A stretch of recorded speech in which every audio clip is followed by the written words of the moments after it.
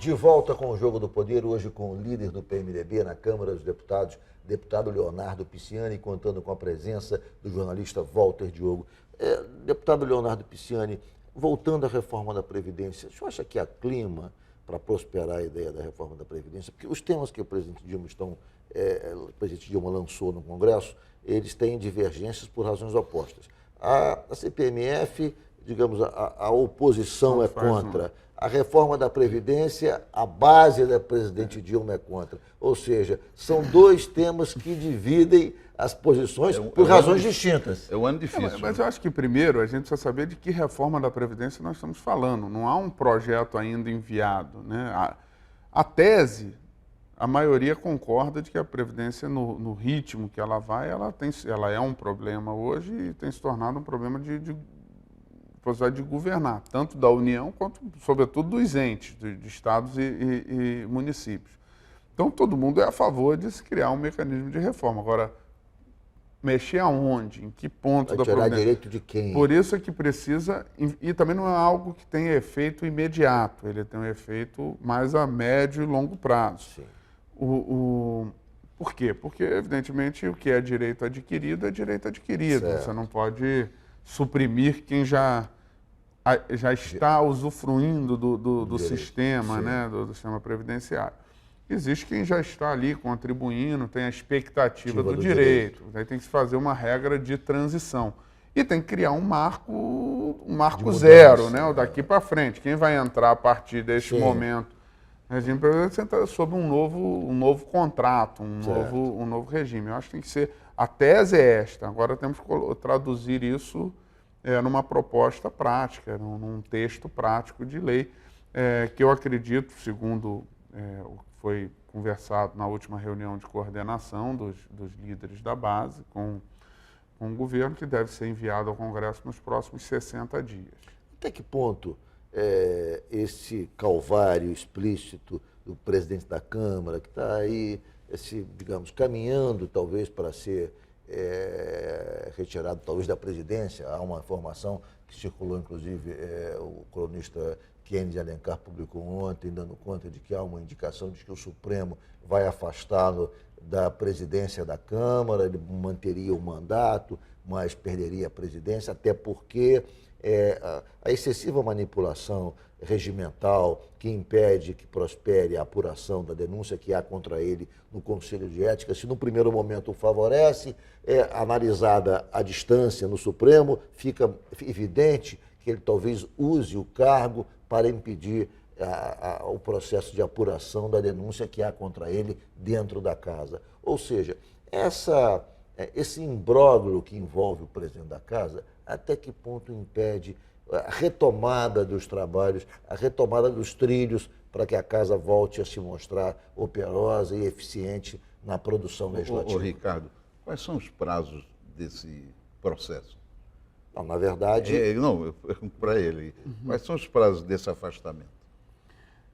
Bom, primeiro, Ricardo, eu acho que isso não deve interferir na dinâmica da casa. Eu acho que a casa e o presidente devem estabelecer uma agenda do parlamento, uma agenda para o país e tocar essa agenda independente das questões de cada um, das questões, seja do governo, seja de oposição, ou seja do presidente da casa. Com relação aos prazos, eles estão previstos no regimento, né? E devem ser cumpridos. Houve algumas decisões da mesa diretora que cancelou alguns atos, o que volta a estaca zero, fez esse prazo ser reiniciado. Com relação ao que tramita no Supremo, aí eu não tenho como fazer uma avaliação mais profunda, é uma questão jurídica, é uma análise que está a cargo... Lá dentro, lá da comissão. Que está a cargo dos ministros. Cada etapa, cada ato tem um prazo específico mas a tramitação dado pelo regimento da casa.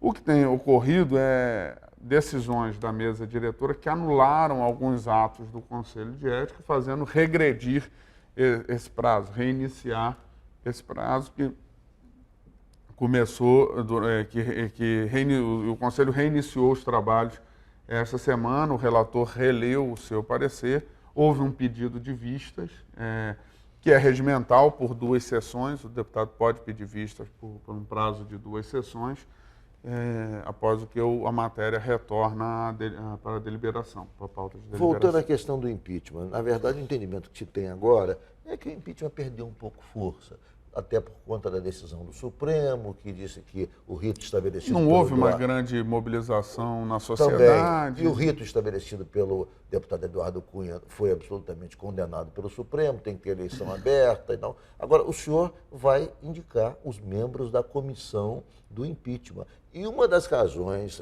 das grandes brigas que houve em relação envolvendo a sua liderança foi exatamente o fato de que, na primeira vez, o senhor disse que ia indicar todos os 8 integrantes do PMDB afinados com a posição de apoio ao governo. Agora parece que o senhor...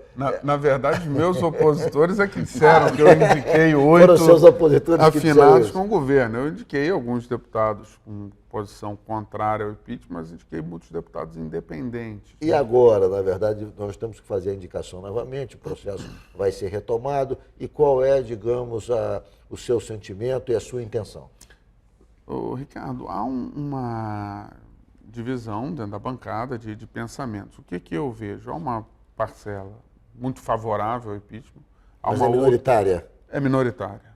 Há uma outra parcela muito contrária ao impeachment e há um centro, né, de muitos deputados, talvez até individualmente mais do que um ou do que outro lado, que não manifestaram, não expressaram nenhuma posição nem para o lado ou outro. Tem dito, olha, nós vamos aguardar, vamos analisar, vamos ver o transcorrer do processo. Portanto, ali, mas indecisos, eu diria. Então, acho que essas 3 correntes de pensamento precisam ser contempladas na comissão, porque é a realidade da bancada, fazer de acordo com a realidade. Então, no momento apropriado, quando for chamado a instalação da comissão, nós vamos contemplar, participando da comissão, parlamentares que tenham todas as posições. Deputado, trazendo um pouco a questão para o Rio de Janeiro, como é que o senhor está vendo a crise por que passa o governo do Rio de Janeiro? É uma crise aguda, com consequências na saúde, com consequências na educação, enfim, em todo o governo. E que tipo de leitura o senhor está fazendo dessa situação tão crítica por que passa o Estado? Ricardo, eu creio que o governo do Rio de Janeiro precisa urgentemente tomar medidas de ajuste. Houve uma queda muito brusca na arrecadação, fruto da desaceleração da economia, dos problemas na indústria do petróleo, e por diversos fatores que atingem não só o Rio de Janeiro, mas o país como um todo. No entanto, quando você diminui as suas receitas, você precisa diminuir também as suas despesas. Então, acho que o governo do Rio de Janeiro perdeu tempo no ano de 2015 em fazer esse ajuste e precisa urgentemente fazer agora. Se você passa a ganhar menos, passa a ter um salário menor, você tem que gastar menos. Você tem que adequar as suas possibilidades à receita que você tem. O senhor acha que só para complementar, Diogo, o senhor acha que esses problemas que estão ocorrendo no governo do Rio compromete, digamos, a permanência do PMDB à frente do Rio de Janeiro? O PMDB tem uma tradição longa, já está há muitos anos, talvez há 20 anos à frente do governo, desde garotinho, que era do PMDB, enfim, Sérgio Cabral, Pezão, enfim, tá, Rosinha, então, enfim, eles se filiaram ao PMDB. Ou seja, o partido está à frente do comando do Estado há muitos anos. O senhor acha que essa crise agora pode comprometer a permanência e as pretensões do PMDB de continuar à frente do Palácio Guanabara? Olha, eu acho que está muito distante essa discussão, né? A eleição para o governo do Estado ela será em 2018. E, evidentemente, que nós temos a expectativa de que o governador Pezão consiga corrigir os rumos e ajustar a administração do Estado, né? Consiga, neste ano de 2016, ter uma condução, um governo mais ajustado do que foi o de 2015. Todos os governadores querem ajuda. Né? No Rio de Janeiro, tem que trocar esse secretariado? Olha, essa é uma avaliação do governador, né? No entanto, quando as coisas não vão bem, a gente tem que buscar fazer algo diferente.